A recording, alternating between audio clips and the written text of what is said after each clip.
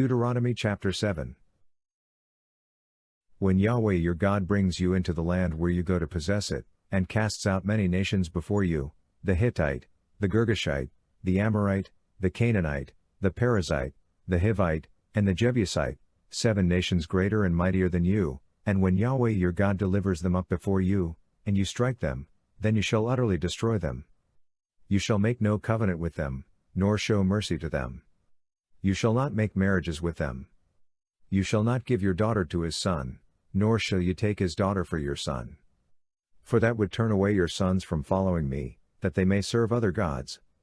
So Yahweh's anger would be kindled against you, and he would destroy you quickly.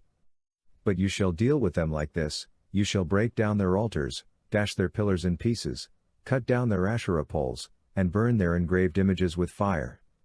For you are a holy people to Yahweh your God.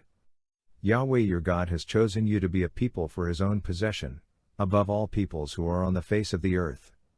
Yahweh didn't set his love on you nor choose you, because you were more in number than any people, for you were the fewest of all peoples, but because Yahweh loves you, and because he desires to keep the oath which he swore to your fathers. Yahweh has brought you out with a mighty hand and redeemed you out of the house of bondage, from the hand of Pharaoh king of Egypt. Know therefore that Yahweh your God himself is God, the faithful God, who keeps covenant and loving kindness to 1,000 generations with those who love him and keep his commandments, and repays those who hate him to their face, to destroy them. He will not be slack to him who hates him.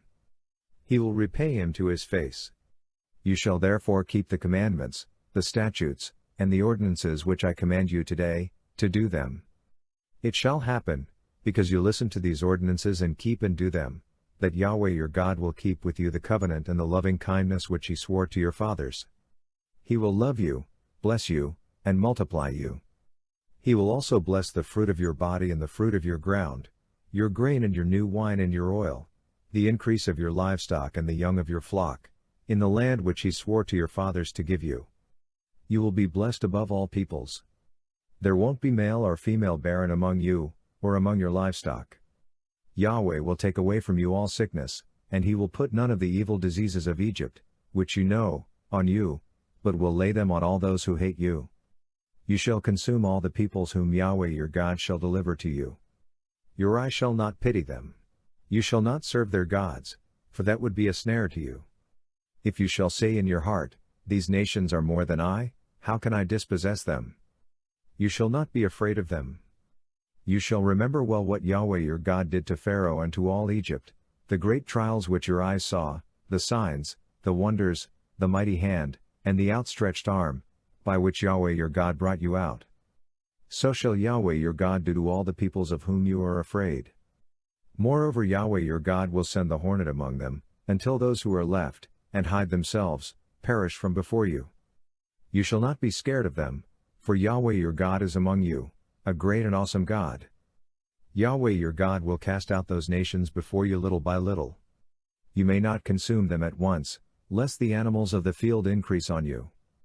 But Yahweh your God will deliver them up before you, and will confuse them with a great confusion, until they are destroyed.